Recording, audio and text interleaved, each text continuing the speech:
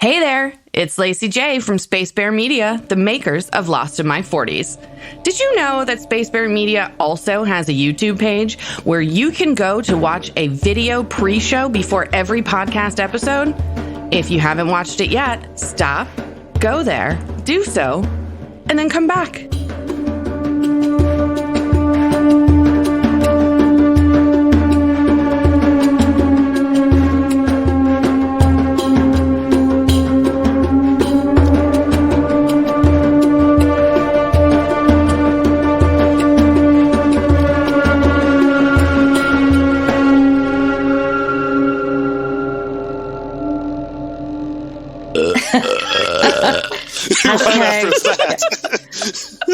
Hashtag hunt a killer. Hashtag I got gas coming out of everywhere. So it's Lost episode 12 and the fucking wheels have come off, y'all. No shit. And Lacy just started drinking. Everybody say hello. Hey. Hello.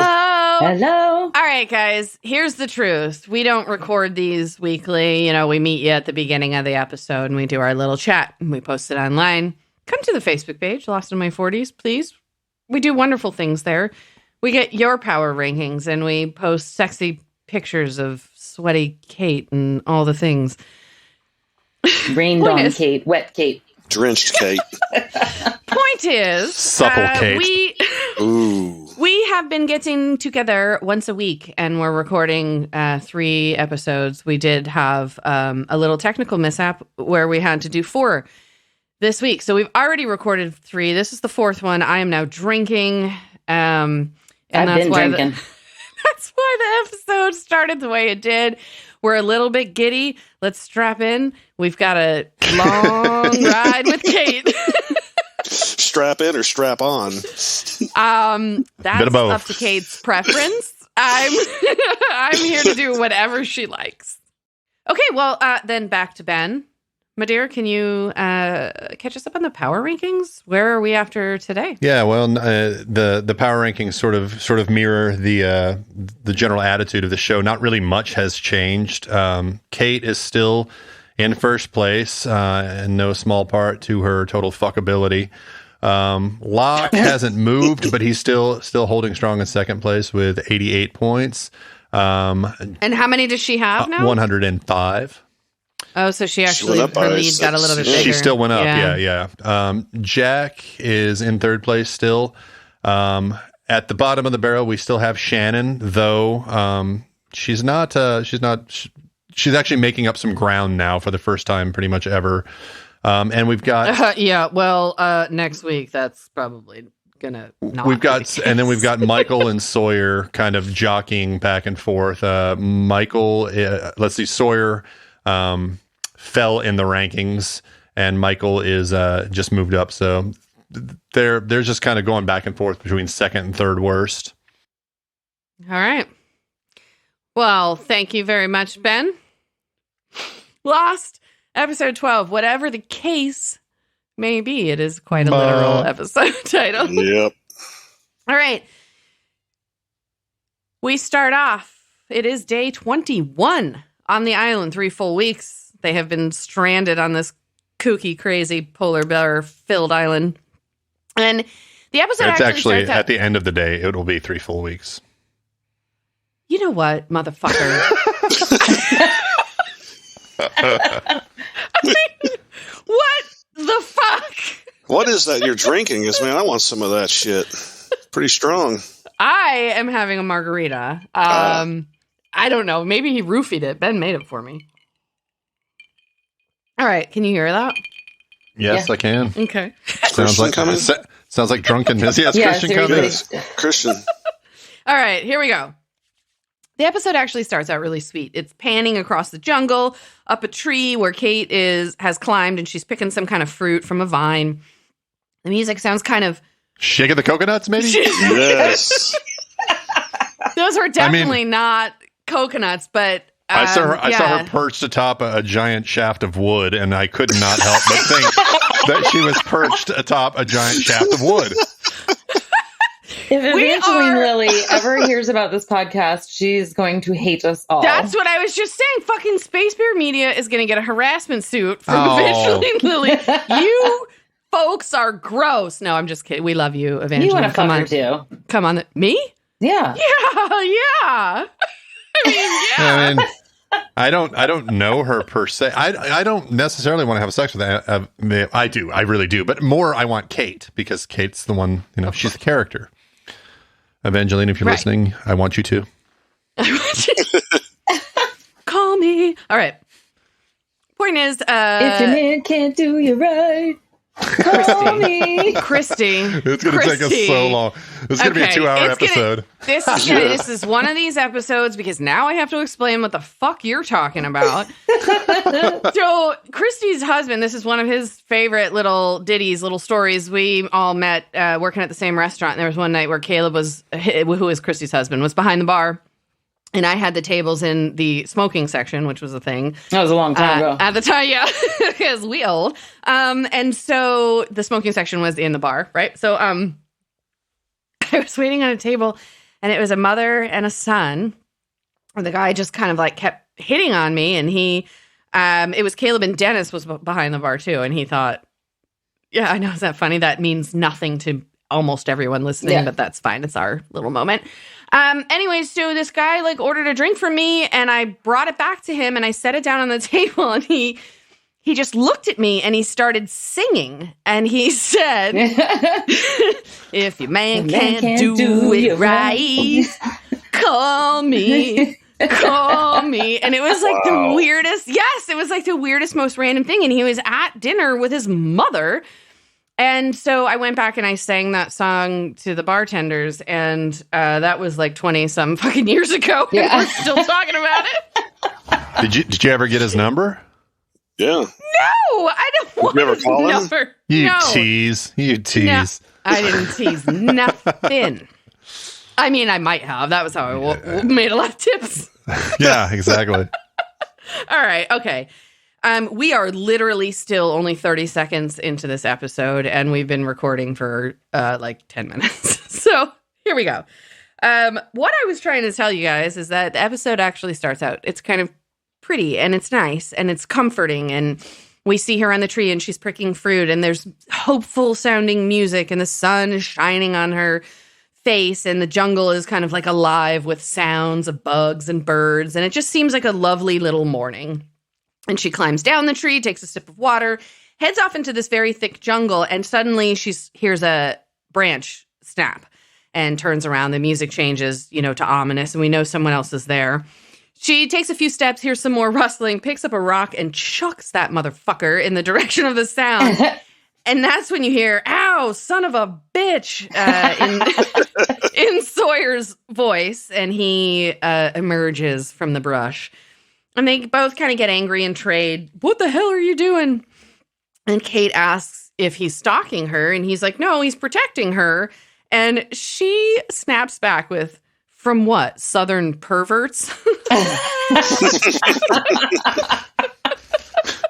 That's the kind of clapback these 4 perverts would get should Kate ever hear anything we say about her. Anywho, Sawyer starts crying about how his knee is all jacked up. He wants to know why the fuck Kate is way out in the jungle by herself. And she says it's the only place that hasn't been picked clean yet. He's worried about her being alone, especially after Claire was kidnapped. And so that's why, he's been following her. Kate's insistent she does not need any fucking help. And Sawyer mocks her for acting that way. And all of a sudden, Kate, seems to hear something off in the jungle that Sawyer does not. And she pushes through some super thick brush, and they come upon a lagoon. And what she heard was this gorgeous fucking waterfall. And the scene is this beautiful little lagoon. It's encased in, the jungle is surrounding it. Huge rocks for climbing and jumping. Big waterfall. And fucking Sawyer starts immediately taking his clothes off. And I'm like, hello. And Kate asks what he's doing, and he says, I need to soak my sore knee. Tries to coax her. What? Go ahead, Ben. You raised your hand. No, I was just shaking my pen.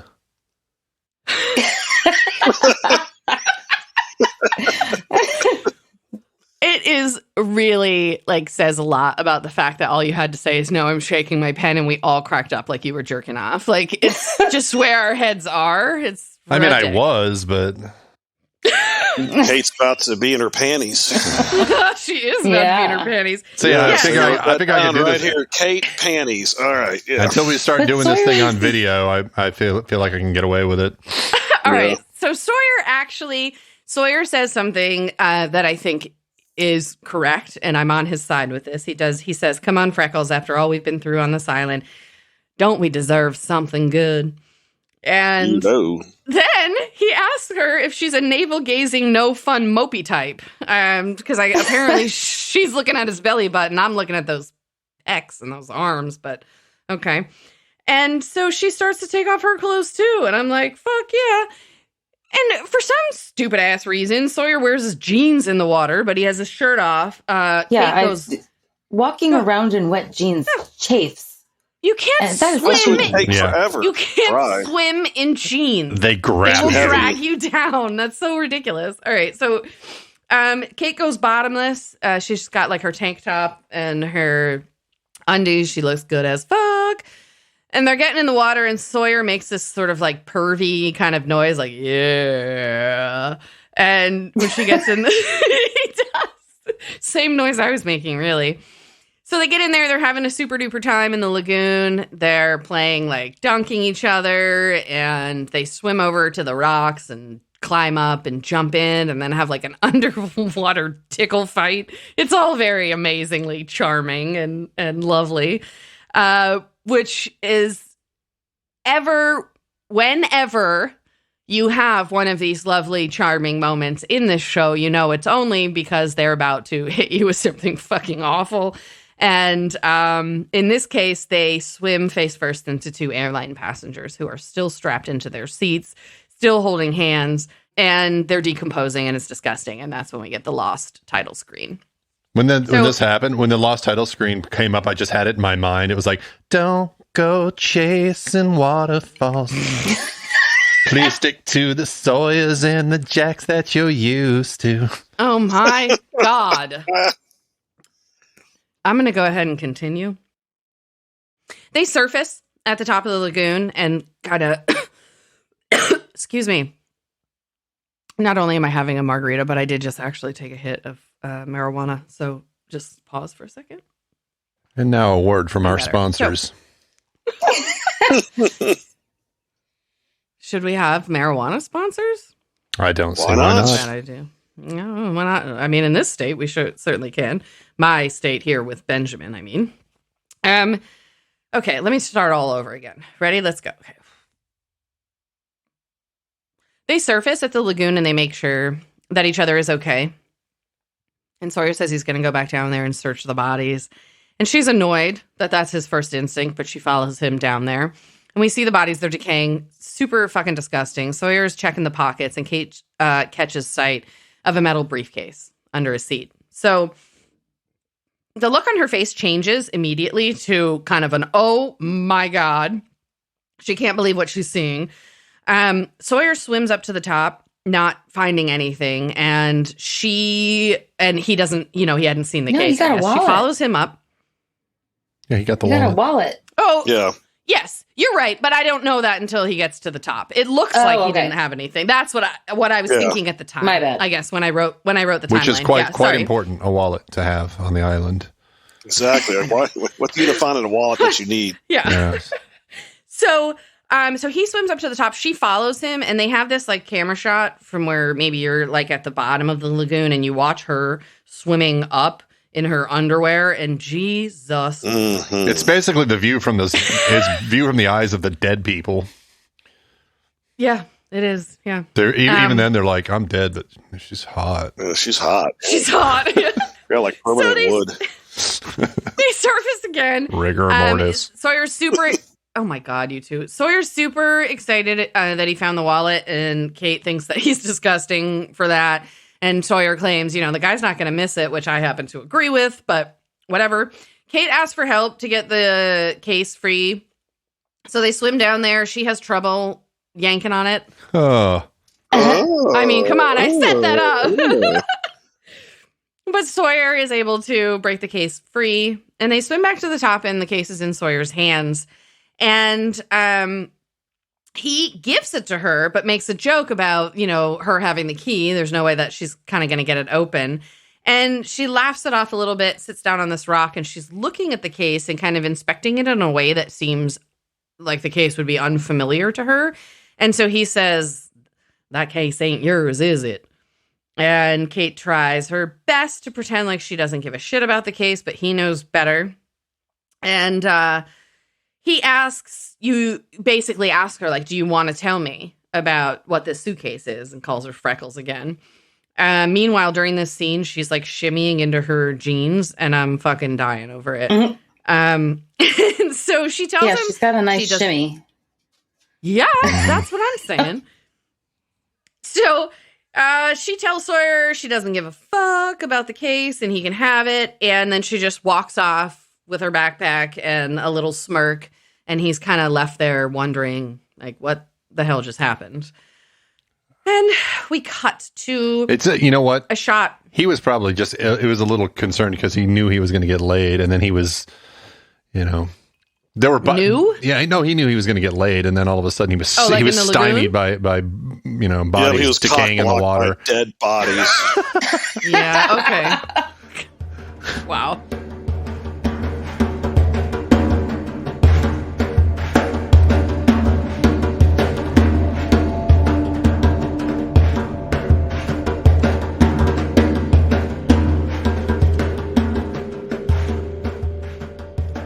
So, after this, we cut to a shot of the beach. There's like a fierce ocean happening, huge waves. They're crashing, carrying suitcases with them into the ocean, out and then back in the waves.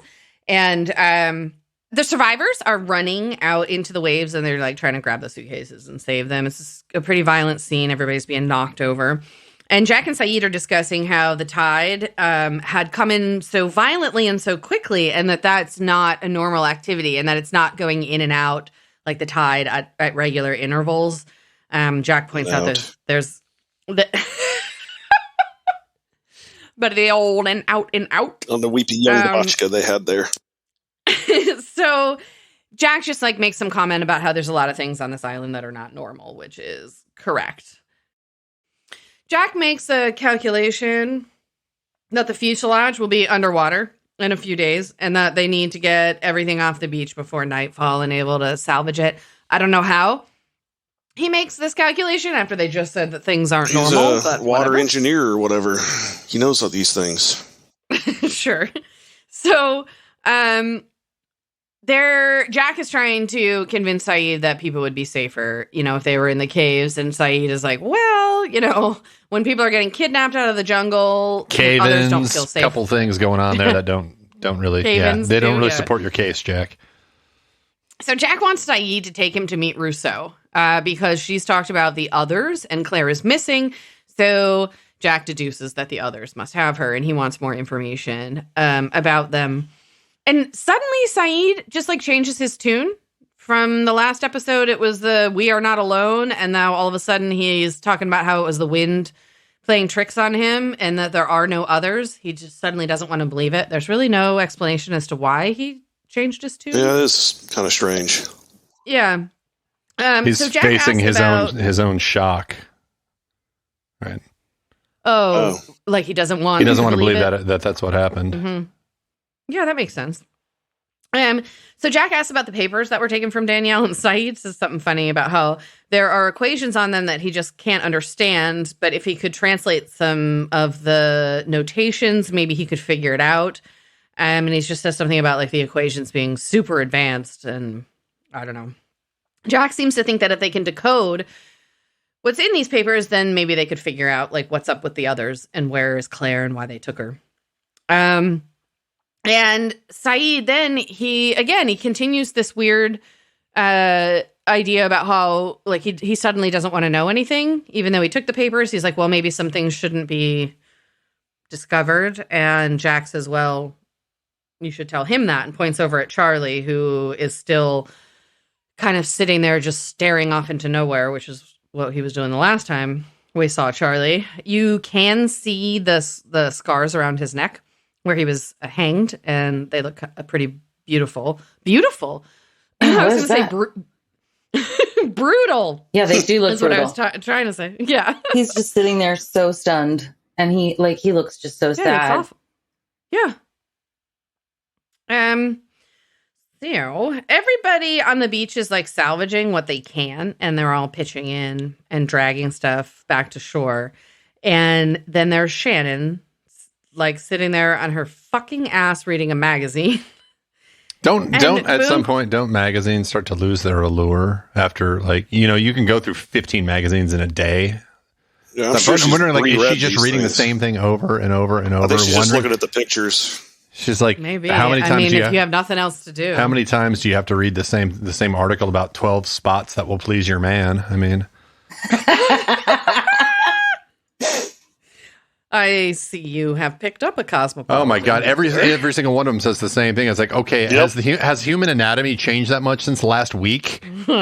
Jesus Christ. If these broads haven't fucking figured it out by now, then I don't think any additional literature is going to help them.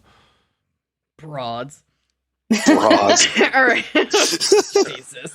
We had an interview recently with somebody who used that. Stuck in my head now. Yeah. Awesome. On a Zero Shame Stories episode. Yeah. Okay. So Shannon starts questioning Boone. She really wants to know, like, what the fuck is up with he and Locke, because they've been going off into the jungle every day. And no, they've stopped the ruse that they're looking for Claire, but they say they're hunting now.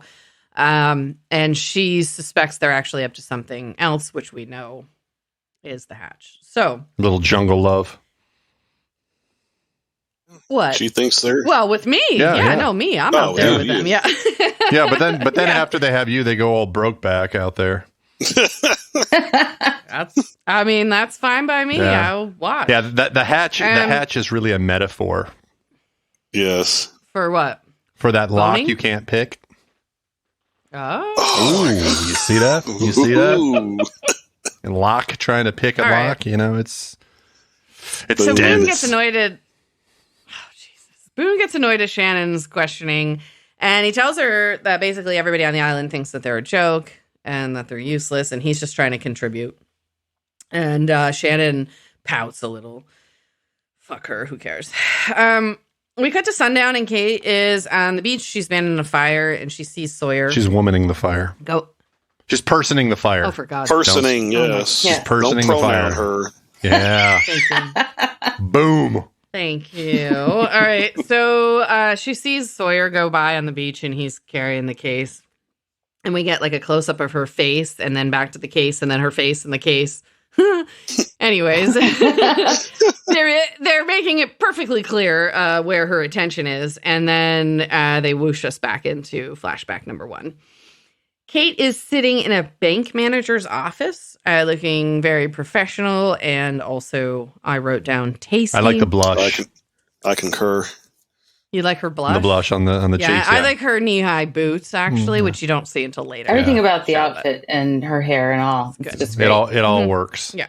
Yes. It all is good. So he calls her Miss Ryan and says that, they're going to like get started on processing this loan application. And we find out that she's in New Mexico. She says she's a photographer, and she's been commissioned to do a coffee table book about old towns or some shit like that. I thought she was actually, when she said a coffee table book, we had just watched that Seinfeld episode where Kramer wanted to do a coffee table book about coffee table books. And I thought she was, for some reason, in it. Yeah. Yeah, which had legs, so the book itself was a coffee table. Yeah. God, that was a long time ago. I remember that episode. That was like 2 days ago for me. So yeah, we just watched it. All right, so suddenly robbers burst through the door. They're shooting out cameras, like security cameras, telling everybody to shut up, get down. It's very chaotic. The camera's like kind of spinning around. It's hard to even ascertain how many. Do we know they were robbers? I mean, I heard it was Antifa. Oh, for fuck's sake. Antifa dressed as robbers. Yeah. Yeah, that's what Those it is. are what you got to watch out for. Yeah. Mm-hmm. Yeah, Pelosi thugs. That's what they were. Yes. Yeah. Soros. At least 2 of them. Army. Jesus fucking Christ. Are politics We have coming out right next now? QAnon theories by Ben. Exactly. All right, so at least two of these guys have handguns, and one has a shotgun. They all have black, like, ski masks over their face, and they're just kind of shooting up into the air. And then one of them points a gun at Kate and says, "All right, girlie, get over there." Throws her on the ground, calls her a bitch. The one with the shotgun has a fucking trucker hat on top of his ski mask, and it really bothers me. I really can't take that. That's more egregious than robbing a bank, in my opinion, but all right. So there's obviously a leader of this little robber gang, and he asks the guy that Kate was talking to if he's the bank manager, and he says yes. And they basically, they want him to open up the cage. And you see kind of everybody's just sort of screaming and upset at this point, and you see Kate kind of lean forward, and she just puts her forehead down on the floor in the bank, and then we are back to the island. And it's nighttime. Now, Kate tiptoes into Sawyer's, like, makeshift house or whatever, finds him sleeping with the briefcase between his knees. So clearly he's wise to her shit and knows that she's going to come and try to take it. Or he just wants her to reach between his knees. Also true. Oh, no, he lays this trap and gets exactly what he wants out of it. Yes, he does. So she tries to take it. Of course, he wakes up and grabs her by the wrist, pulls her down on top of him, and says, "Gotcha." And Kate says, "Get off me." And he reminds her that she's actually on top and makes some comment about how that's probably what she was. I thought she said, "Get me off." That's what you wanted her to Yeah, that's what I was hoping she'd say. And so then she fucking headbutts him like a boss. That was amazing. Dude, yeah. Yeah, I was cheering. And they wrestle a little bit, and they come up, and he has the case, Sawyer. Kind of taunts her. You want to try to get it again? Like, he's enjoying all of this. And she demands that he hand it over. He refuses, and she turns and leaves, and he just kind of grins. He's enjoyed this little activity thoroughly. So next, it's day 22 now on the island. It's the next morning, and we see Shannon sunbathing. She looks hot. Oh, yeah. She's wearing a bright orange bikini top with, like, white bottoms with the same orange trim on it. She checks her tan lines, rolls over, and then takes her top off. Yeah. And Saeed approaches and reminds her that they're really close to the equator and she's white as fuck and she should probably not be laying out. And then he says he needs to ask her about something, and she, like, sits up all seductively and pulls this little pink kind of shawl or something over her boobs, and she's sitting there looking sexy. I wish at that point Saeed just said, I need you to catch me a fish.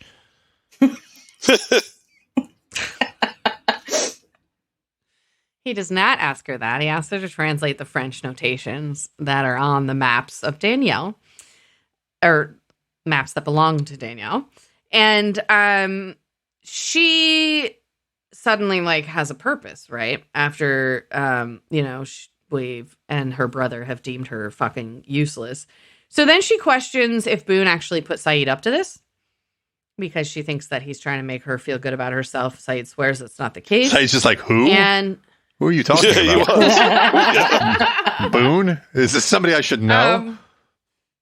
So he thinks that if she can translate the notations into English, that the English versions will help him understand what the equations are actually doing. So we cut to Sawyer, and he is trying to pick the lock on this case. Michael sees him and tells him if he's able to pick the lock on a Halliburton, because he suddenly knows everything about briefcase security, that he'd put Sawyer on his back and fly them home, which I thought was a funny line. Yeah. With what? Wait, his instruction, he'll rebuild the plane.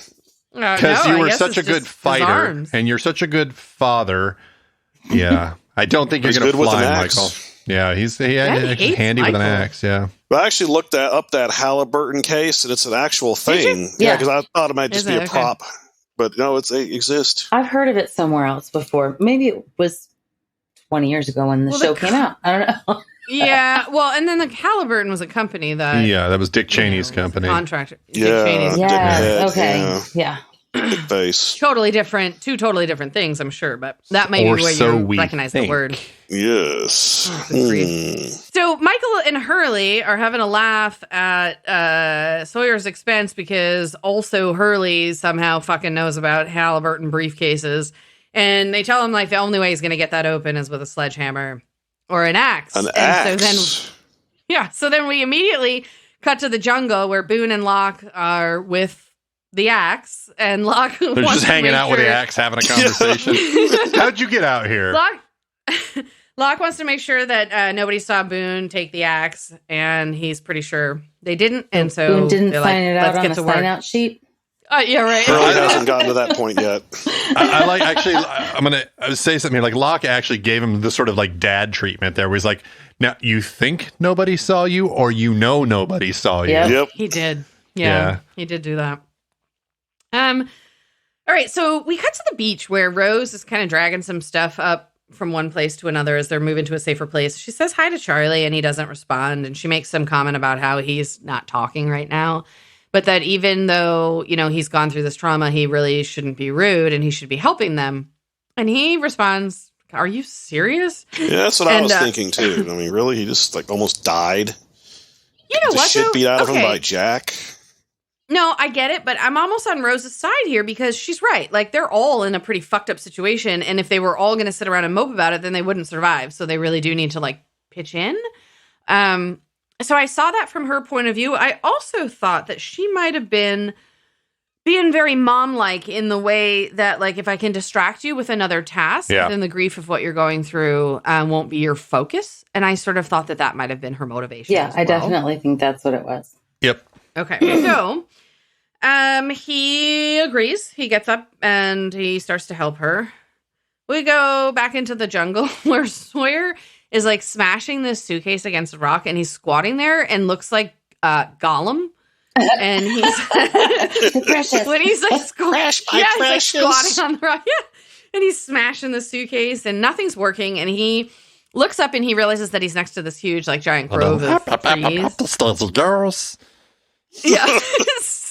So he goes up there and makes some comment about physics my ass, and he drops the case. It doesn't break, but then here comes fucking Kate running out of the jungle. Yeah, that was funny. Yoink. And yeah, he's like, oh shit. And he starts climbing down a vine to try to catch her. She's taken off. They're running after each other. They're through the jungle, and they go out into this like tall grass, and somehow he cuts her off at the pass and tackles the fuck out of her. It's amazing. And this time he ends up landing on top and makes some rapey fucking comment about how he knew this was what she wanted, but he didn't realize how bad. So gross. It's gross, but I'm also getting excited because maybe they're going to do it in the grass. Yes. And she tries to headbutt him. He moves out of the way and tells her she needs more moves, to which she responds with like promptly landing another spectacular fucking headbutt. They wrestle a little, and when they come up again, Sawyer has the fucking case. He's taunting her with it a little bit, but he tells her that really, if she will tell him what's in it, he'll give it to her, because she can't open it anyway, so he doesn't really care. It's really all just about like the curiosity of what's inside it. And he gives her one last chance to come clean. She won't do it, and she walks away. And then we whoosh back to another flashback. I feel like this case right now is almost acting as like a proxy for the hatch. Explain. It's just another one of those things. Hey, there's something under lock and key, and nobody can get to it. What is it? What is it? Like it's the same kind of deal as with. I guess we don't actually know it as the hatch at this point, but the same kind of deal where they give you this idea that there's this locked thing at the end of the last episode. Then they barely even touch it in this episode, and they move over to this other thing. When Boone kind of shows up with the axe. Yeah, it's total side quest. Yeah, because they make you wait for it, because now you're like, wait, what in the fuck is buried in this jungle? Yeah. And then they, go off into other stories. Yeah, exactly. And make you wait. Yeah, exactly. But I feel like they sort of tease you. That's the lost way. Yeah. Definitely, yeah. So we flash back, we can hear a voice saying, give me the key, I'm tired of asking nicely, and it's basically one of the robbers, and he's talking to the manager. You can see Kate squatting on the floor, and the robbers are screaming. telling people to look down, not look at them. And so then this fucking guy who's next to Kate, and he just sort of country bumpkin fuck, like leans over. He's like, I can take them. He pulled a point. One unarmed guy versus 3 armed guys. Yeah. Really it doesn't make any sense. Stupid. Yeah, he's like, the tall guy's not looking now. It's now or never. Keep your head down. And then he just runs and tackles this guy. I'll keep my head gun. down. Cool. Have fun. Yeah, watch your ass get shot. What are you doing?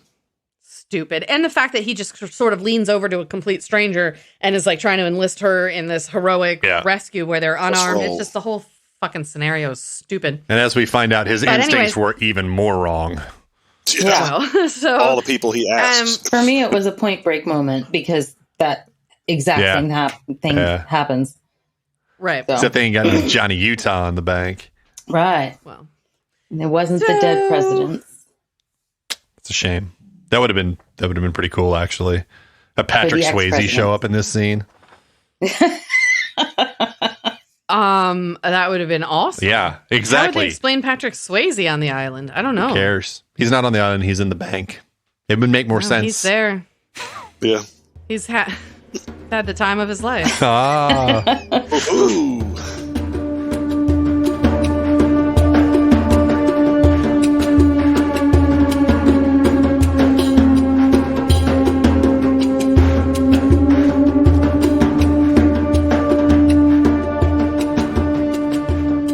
Hey, Ben. Yeah, babe? Got any special occasions coming up that you need a card for? Is this a trick question? No, it's an advertisement. Is this about barbcards.com again? Bingo. So I suppose you're going to remind me that each handmade card is only $1.50. Mm-hmm.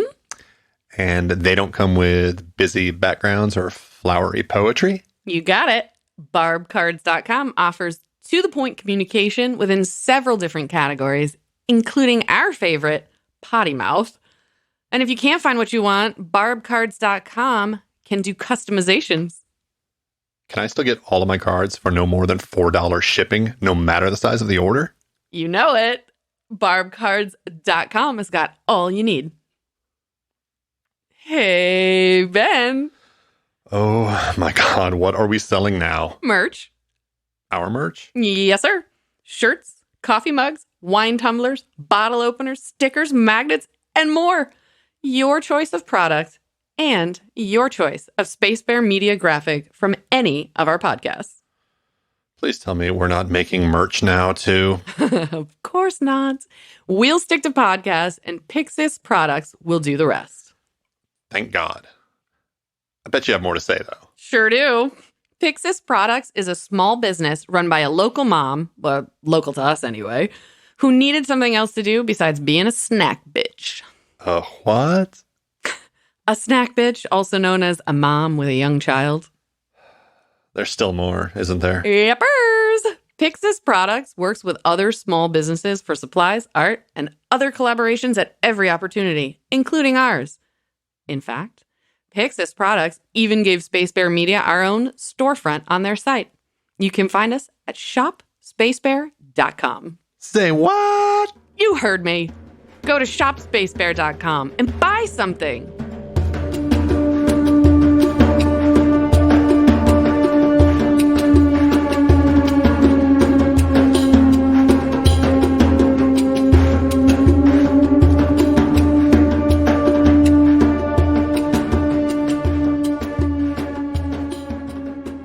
All right. So, anyways, this dipshit bumpkin tackles one of the robbers, and the guy drops his gun, and it, of course, just slides right over to Kate's knees.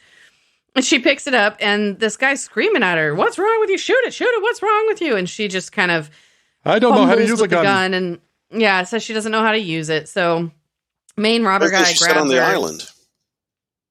You know, after they shot the polar bear? She did say that, yeah. I don't know how to do this. Yeah. So we know she was lying both times. And so this robber guy drags her into a separate room, and she's screaming, no, please don't. And he's dragging her off. And once they get behind closed doors, he takes his mask off, and he's looking, giving her kind of a sexy look or whatever, and jokes with her in a mocking tone, just says, "I don't know how to use a gun." And she starts to laugh, and that's when you find out that she's in on the whole thing, and Kate is also a bank robber. And then they start to make out, which is... in the middle of the robbery. Exactly what you would do in the middle of a bank robbery. I mean, if I was with Kate, I'd be making out with her in the middle of a bank robbery, too. Well, I mean...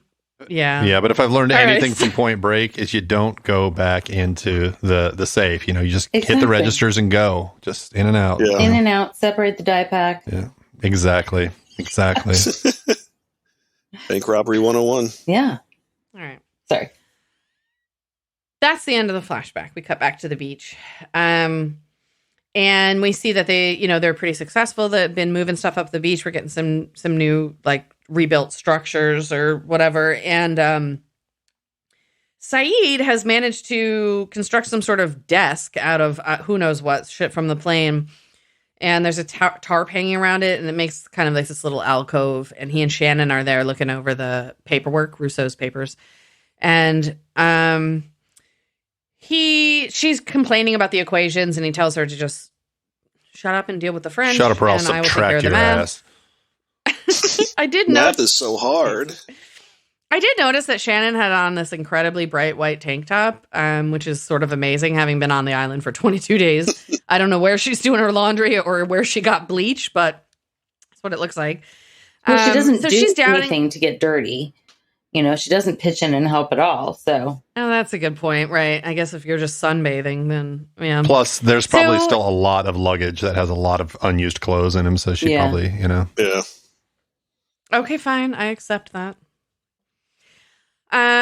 Shannon is doubting herself, and Saeed believes in her for some fucking reason. I don't really know why. He asks how she knows French, and she says it was because of some guy in Saint-Tropez. Of course. And yeah.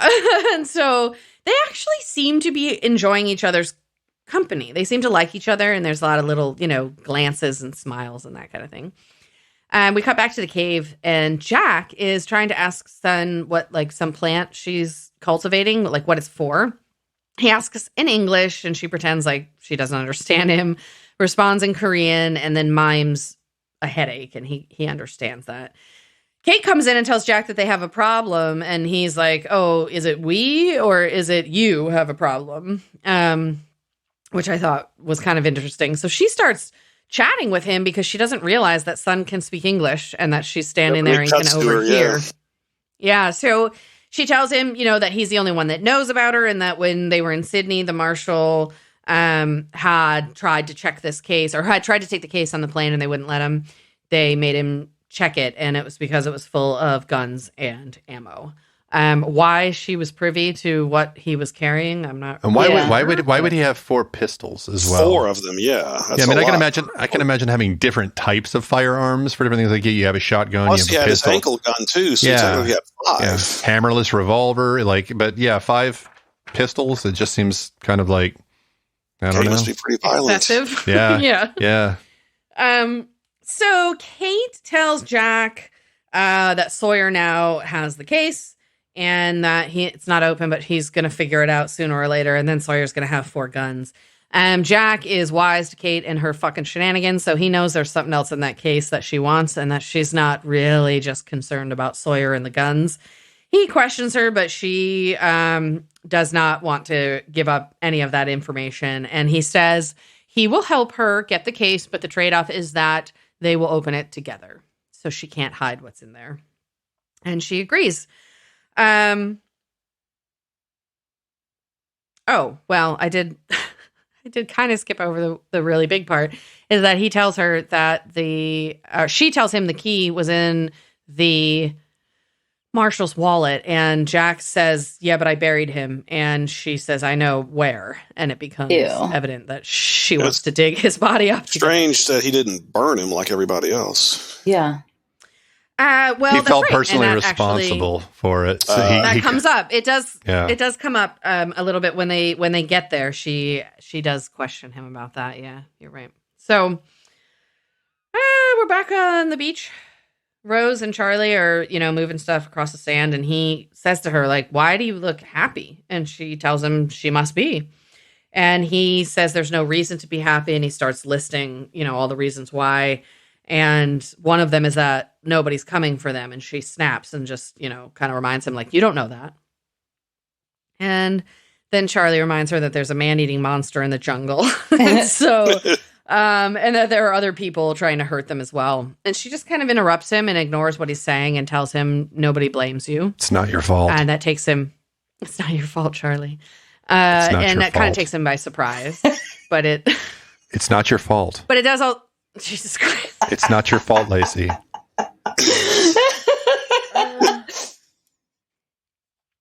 She tells Charlie that he needs to ask for help, and he's just kind of like, well, who's going to help me?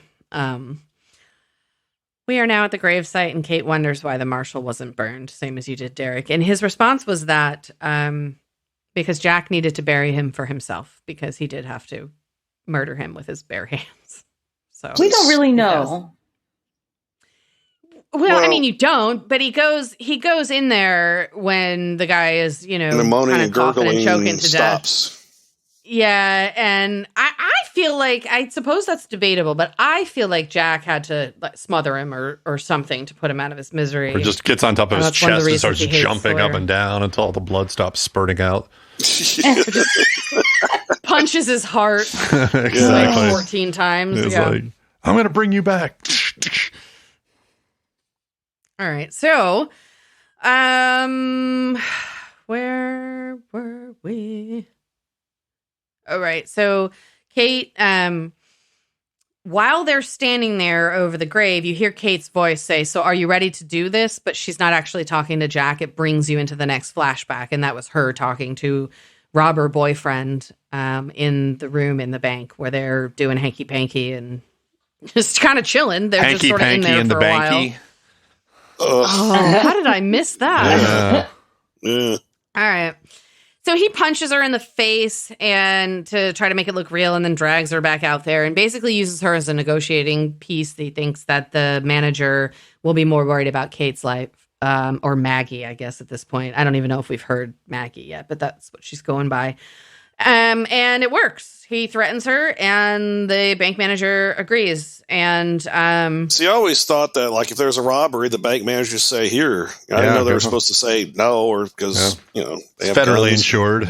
Yeah, it's not my money. It's FDIC, so you're good. That's standard. Yeah, that's standard protocol. It's just give the money and don't risk your life. But this is lost. So yeah. We cut back to the island, and they're digging up the marshal's body. They start retching and gagging because he's buried in a shallow grave on a tropical island. Gross. And there's a funny line in there because Jack asks Kate if she's all right, and she's like, compared to what? Which is, I feel like, a good response. Anyway, Jack holds the body, like pushes it on its side so she can grab the wallet. She has it. She opens it, and it's full of maggots. She screams, throws it to the ground. And Jack takes it from her and says the key's not in there. And she tries to pretend that she's surprised, but he calls her out on it and tells her that he realizes she used sleight of hand when she tossed the, when she saw the maggots and threw it on the ground. And Jack has to realize, like, that basically she was going to lie to him and she was going to steal this key, and she used him, essentially. And she like tries to offer up explanation, and he's just like, no, and tells her don't and walks away. So we're back with Saeed and Shannon, and they're at their makeshift kind of like desk, and she tries to translate some phrases, but she's getting weird stuff like the sea of silver sparkles that change. And shoot, what was one of the other ones? Lake of blue infinity, I guess. And so and then she goes, oh, it's actually eternity. Right. And then eternity. So he's sort of badgering her that it doesn't make sense, as if that's her fucking problem. But maybe he thinks she's mistranslating it or something. Yeah, I mean, I guess he does. And she just asks him for some space. She's like, I need to try to figure this out, but tells him that she feels like it's familiar in some way. And he criticizes her and being like, well, I don't know how this could be familiar because it's basically what you've been telling me is complete nonsense. And she gets pissed, and she basically tells him, like, did you ever think that after 16 years, maybe Danielle is not well adjusted, and that's why this doesn't make sense, which is a good fucking point. Yep. And she gets mad and storms off, and he actually looks like he feels bad about upsetting her. And we cut over to Sawyer, and he's kind of like building himself a new shelter. And Jack comes up and says, "You have to give me the case." And Sawyer makes some comment about how he wasn't surprised that she was putting Jack up to like getting it back, and asks if they're going to wrestle. Doing her dirty work for her. Yeah, that's what he says. Yeah. And so Jack goes fucking hardcore and basically threatens to kill Sawyer by withholding antibiotics, and tells him in detail what's going to happen to him and how his wound will start itching and he'll get red lines in his arm and they're going to move toward his heart and he's going to, die. Sawyer tells him he thinks that's a BS, and that even if it was true, Jack didn't have the balls to do that. Which Jack tells him he's wrong. Sawyer doesn't know Jack, but we all know what Jack did, to his own father when he thought that was the right thing to do. So for me, I think Jack could let Sawyer die. So much for the Hippocratic Oath, huh? Debatable. Well, he's can only be tested so many times. He's not doing any harm. He's just not doing anything. Yeah. That's a good argument. I would say by action or by omission of action. I agree, But anyways, point is, Sawyer, he gives him the case. He wants to know if Jack knows what's inside of it, and Jack lies and tells him that he doesn't. So we cut to Kate on the beach, and Jack comes up and says that, they're going to open that together. And she asks him why, and he's very decisive in responding, because that's what I said we'd do, which I liked that moment. Boom. It was just like, don't fuck with me, bitch. I got this thing, and we're fucking opening it together. So they do that.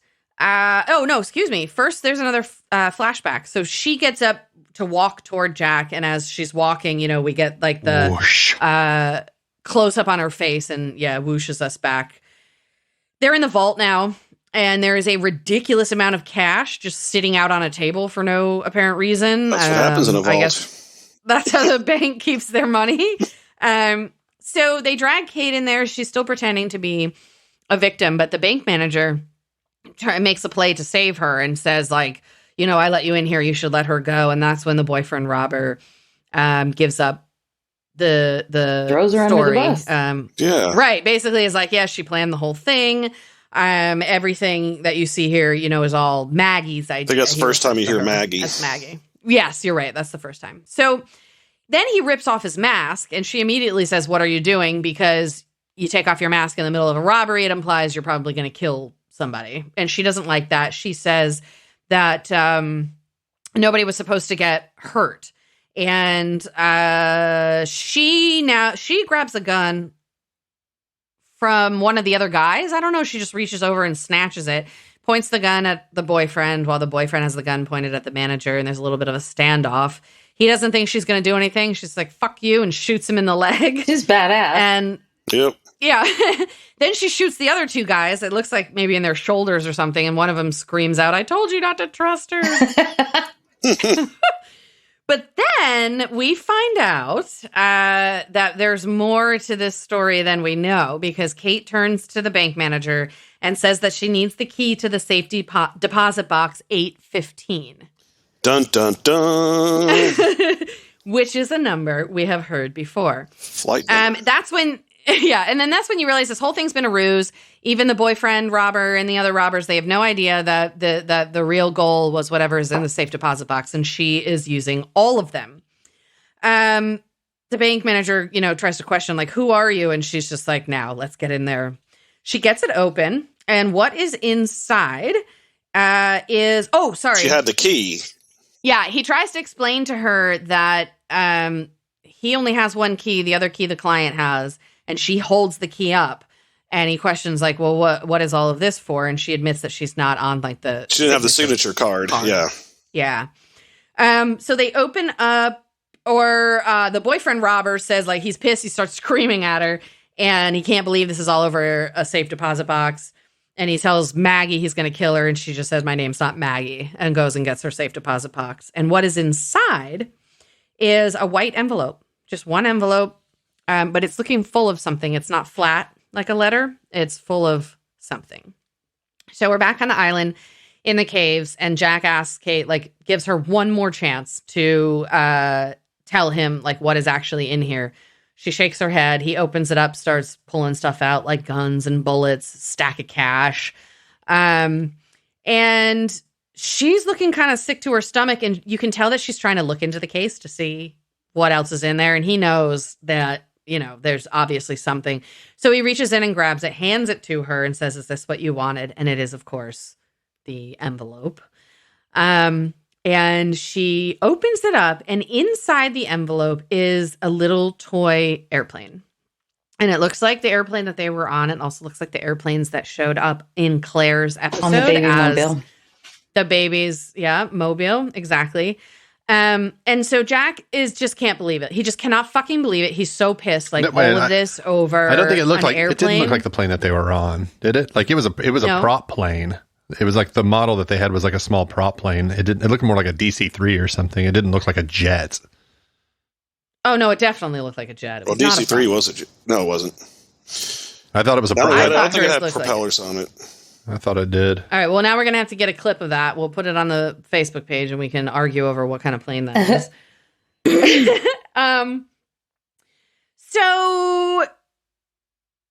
So Jack is just sort of like, what the fuck is this? And he wants to know what it is, and she won't answer him. And he is just badgering her, with tell me something true.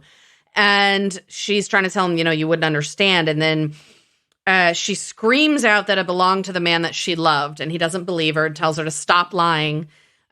She says it again, and he demands that she tell him the truth, and she actually says it. I am telling the truth. It belonged to the man that I killed. Whoa. And so we find out that she was, I guess, murdered her lover. I just looked it up. It was a DC-3. Ben was right. Okay, well, there you go. For those of you that can't see him, he's got a fist in the air, feeling victorious. So. I know my plane. 1 point for Ben.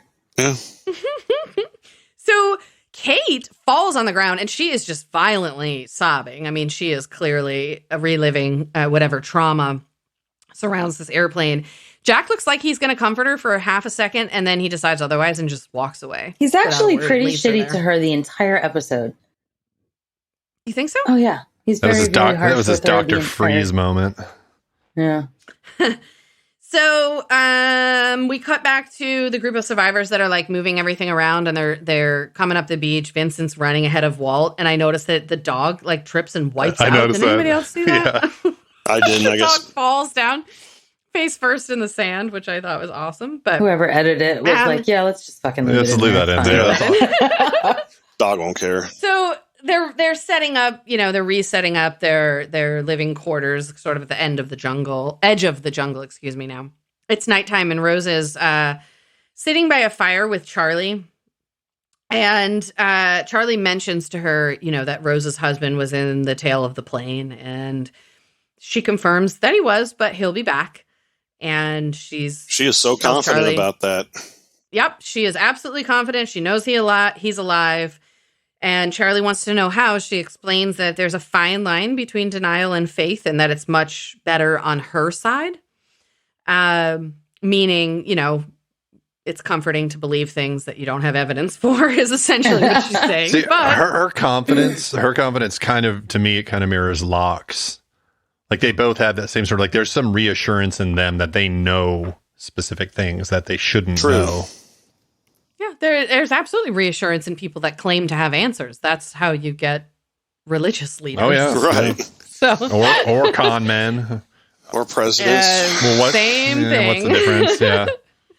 Yeah. So, anyways, what she says, it triggers. It's just like that sort of final straw for Charlie, and he loses it. He's crying. He lets it all go, and then he does ask her for help. To which she responds that she can't help him. And then she starts praying, which I guess means God can help him. I find it hilarious that you'd be praying to the God that has you stranded on a fucking island, but that's fine. It's okay. We'll move on. That's his will. Yeah. But then Charlie starts crying. He does. Clearly she's saying the things that he needs to hear, and she's helping him. And we do know that Charlie is a person of faith as well in this. He's Catholic. That's right. Especially meaningful from his to him. episode, yeah. Right. So we get that we're kind of scanning across the beach again, and we see Shannon walking up over to Saeed kind of reluctantly, and you can tell that they have this connection, but you're not really sure sort of what's happening there quite yet. She sits down in her very clean pink sarong, and she starts to tell him about the guy from Saint-Tropez and how he had a son named Laurent. And the son hated her, but really loved a Disney cartoon about fish. I remember she said he was a real snot.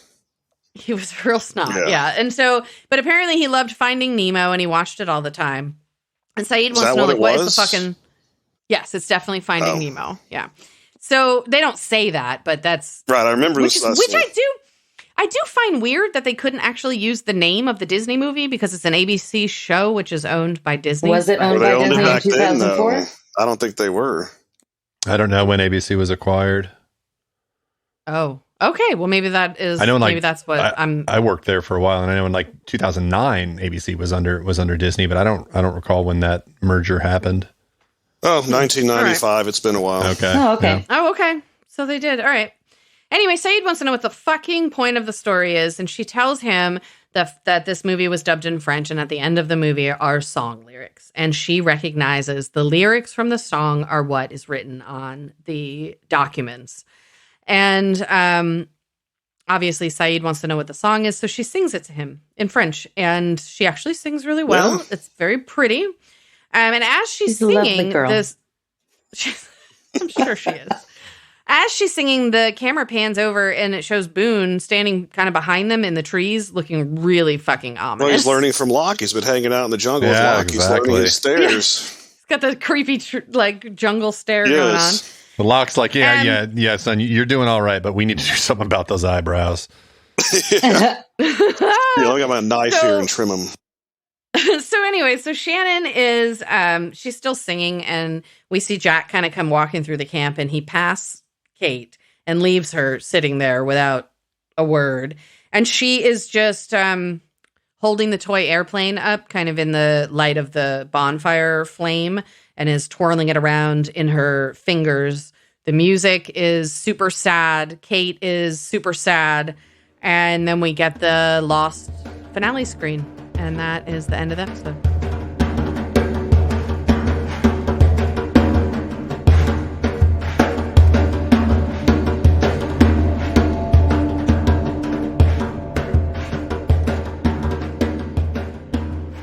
Okay, so today I have some fun facts about waterfalls because I was very impressed with the one at the lagoon. But first, I also have the lyrics, the English version to the song that Shannon sung. You all, everybody. They are.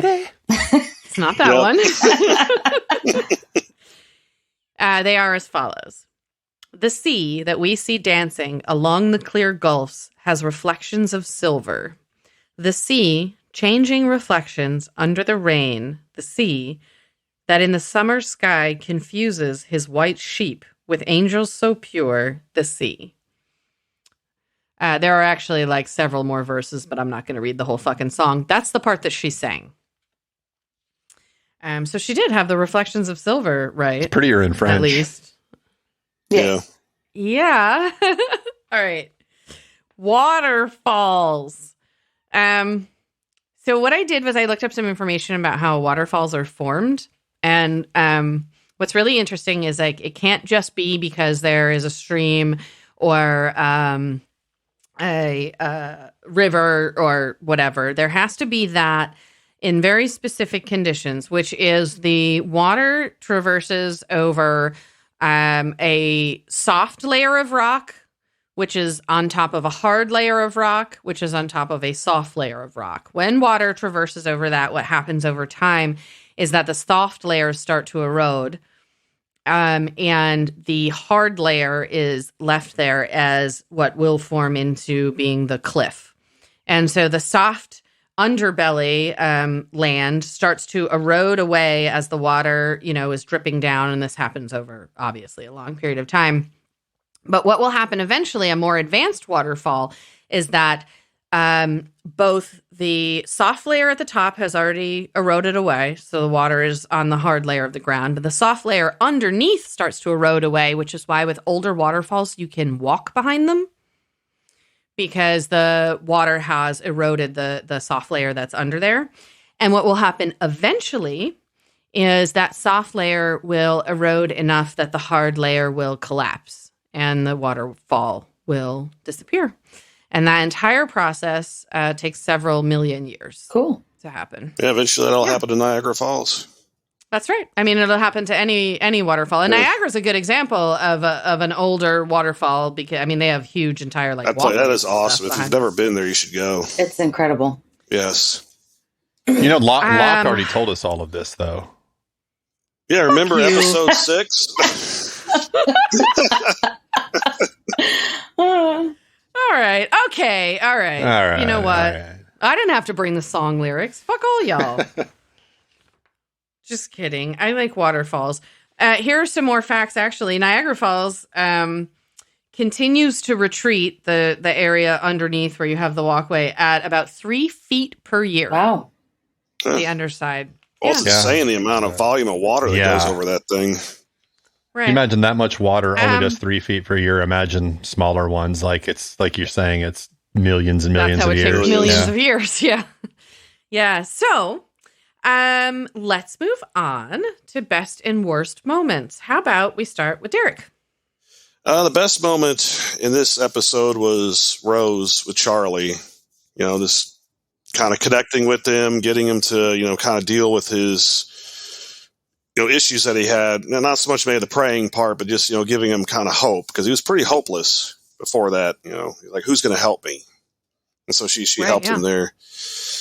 And my worst moment was just Kate being so dodgy about what was in the case. The meaning, you know, had Jack basically had to scream at her to get her to kind of, you know, tell the truth about it, or somewhat of the truth. Christy, how about you? My best moment was Rose taking care of Charlie as well. I loved that she, you know, stepped in and took the mother role a little bit. And my worst was, I'm sorry, it was the Marshall's wallet. Maggots are so gross. And I don't even like to look at them. Maggots was the worst. Well, don't ever get gangrene because I use maggots to clean that up on your body. I mean, maybe out in the field, but like... No, even now. Really? They're actually very good at it. Yep. They'll only eat the dead skin. It's crazy. Yeah, as a licensed veterinary technician, I have pulled maggots out of wounds on pets before. It's pretty fucking gross. Yeah, that's nasty. Slithering around. Yeah. Ben, how about you? Best moment? Worst moment? I mean, best moment was Kate swimming around in the little grotto there. I mean, from a purely base perspective, I'm not gonna, you know, everything Rose did with Charlie was very nice and all, but I'm a little more self-serving in my decision on this one. Worst moment was actually, I think, was probably also one of the funniest moments. Was just Sawyer trying to get the goddamn case open. Like Gollum. Yeah, like Gollum. Like, literally, you know, physics my ass, and goes up there like, science. It's so bad. But I also like a really Wile E. enjoyed Coyote kind of absolutely thing. You know, it was super ridiculous. Yeah. And then it's funny. Super ridiculous? Is that what you said? Super ridiculous? No, super ridiculous. I heard that too. That's what you said. Yes, he did. You said it was super ridiculous. Maybe yes, I did. You did. I just made up a really good new word.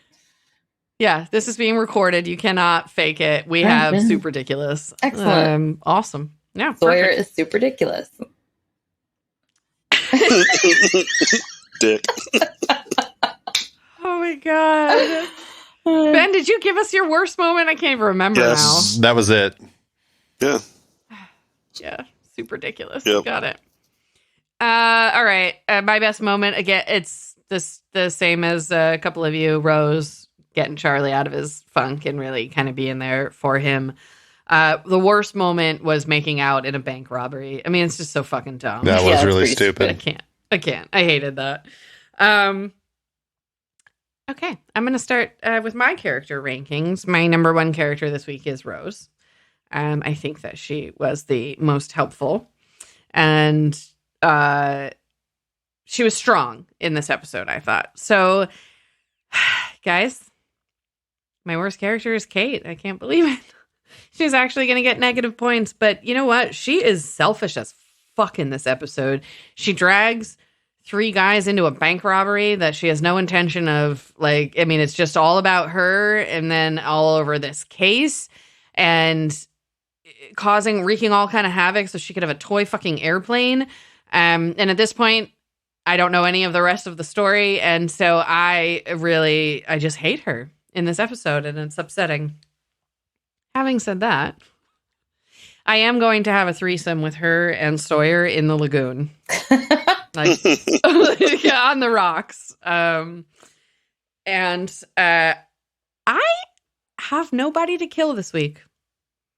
I just couldn't come up. I don't know why. It was something about this episode that there was no murderous rage in me. So I'm going to leave it at that. I'm leaving that one blank this week, guys. Ben, how about you? I should do that. I should do mine last because of the power rankings. I understand that. It's okay. We can go on All this right. order. I can come back to you. Let's see. First place this week was Jack. Just more because he's kind of the rock. And I think he really, especially in his dealings with Kate, you kind of see that like he's principled and he kind of sticks with it.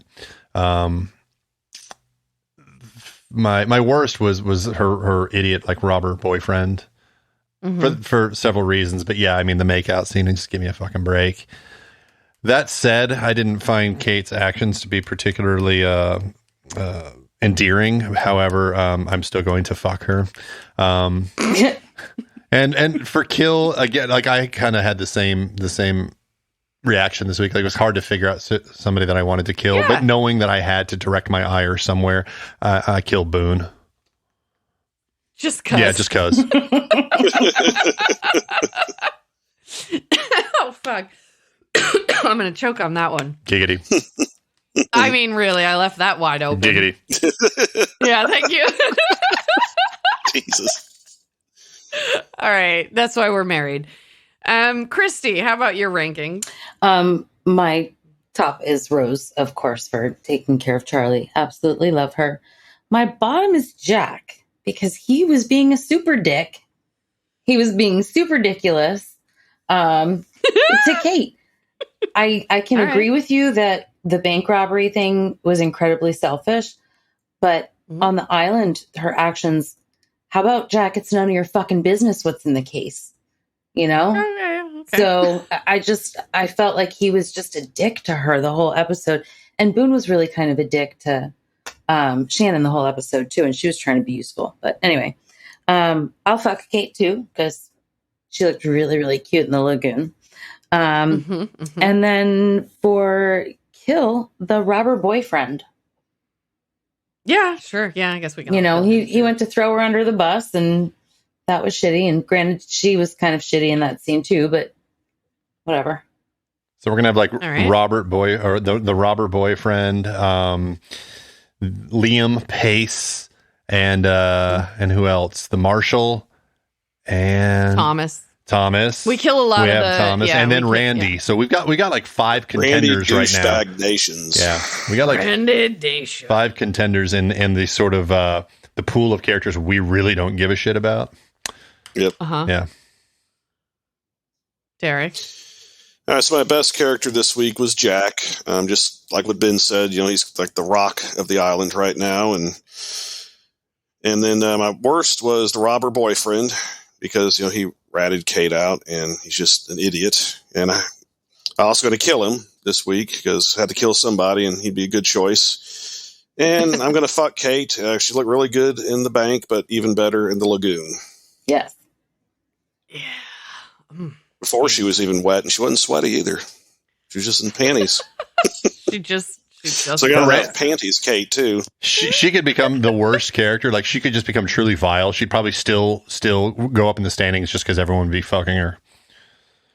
Yeah, exactly. Because Yeah. I had her as my third worst, but I guess fucking her will offset that. Offset that. It Oh yeah. does. Oh yeah. All right. Christy, what are your final impressions of this episode? It just kind of seems like everybody had a really bad day. You know, it was a really sad, and I don't know. I didn't love this episode. I liked learning more about the characters, of course, but I didn't love this episode. Everybody was kind of sad and having a bad day, and mean to each other. Everybody was on their period. That's all I have to say about that. Ben, how about you? What do you think? I'm kind of in the same boat as Christy. Like it was a decent episode, but I think compared to the previous two, it wasn't as strong. I enjoy seeing Kate's sort of origin story a bit, but at the same time, her origin story it's not very endearing like it is with some of the other characters. Like the more you know about her now, the more you're kind of like, yeah, I'm not sure about her. Yeah. So far, at least, that's what they're doing to her. Yeah. Yeah, exactly. And I like how they're starting to, bring kind of Shannon into the fray a little bit. Like, okay, she actually has some use, and they kind of spark something between her and Saeed, which is sort of intriguing. So it had its strong points, but on the whole, it's just not as, I think, again, not as strong as some of the other episodes. All right, well, I'll jump in with my final impressions, which I have to say I'm a little bit surprised about this because I also thought it was not the best episode, and I thought I was going to be alone in that. And normally, with a Kate episode, I'm going to love it because I love her character. But yeah, I don't know. There was a lot going on, and I don't know how to explain it. It just felt lacking, and maybe it was after the other two, like you say, Ben. But in the long run of watching a show like this, you've got to have some episodes that kind of bring you like a little bit back down, that aren't too intense all in a row. That's like watching The Handmaid's Tale is like emotionally exhausting because every episode is just Is that a really good series? I love it. Ben stopped watching it. I am trying to watch the new season, but I can't watch more than one episode at a time because it's emotionally like taxing to watch. I don't want to watch it. I watched the first season. I think it's probably a very important show, but I can't watch it. It's a ton of memes about it. It's just way too heavy for me right now. Yeah. And that's what I'm talking about, is like every single episode is really fucking heavy and intense. And, this episode does give you a reprieve from the intensity of the last two. So in that function, I think it was okay.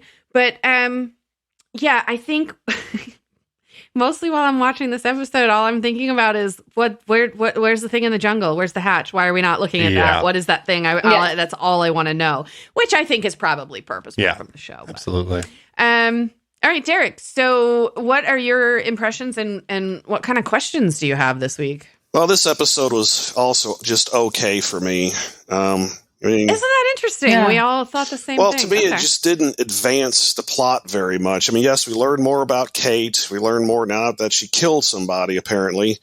Didn't really focus on the island too much other than, a few things with Saeed trying to translate. But other than that, it just kind of, didn't do much for me. But my biggest question is, who did Kate kill? Who was her lover and who did she kill? And who did she kill? Okay. You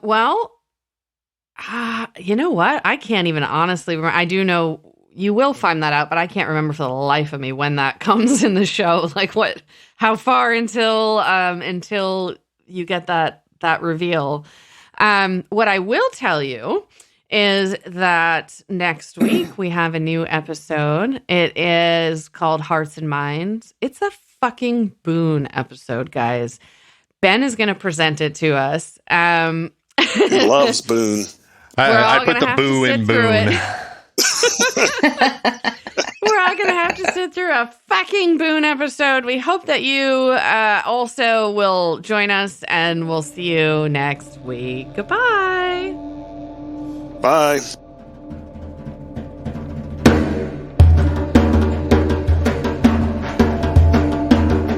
Lost in My 40s is a Space Bear Media production. Executive produced and edited by me, Lacy J. Sound engineering, editing, and original music by Benjamin Trimp. Like and follow Lost in My 40s on Facebook to interact with your hosts. Plus, follow Space Bear Media on YouTube to watch our episode pre-shows. You can also find us at SpaceBear_media on Instagram and Twitter. Or come to our website, spacebearmedia.com.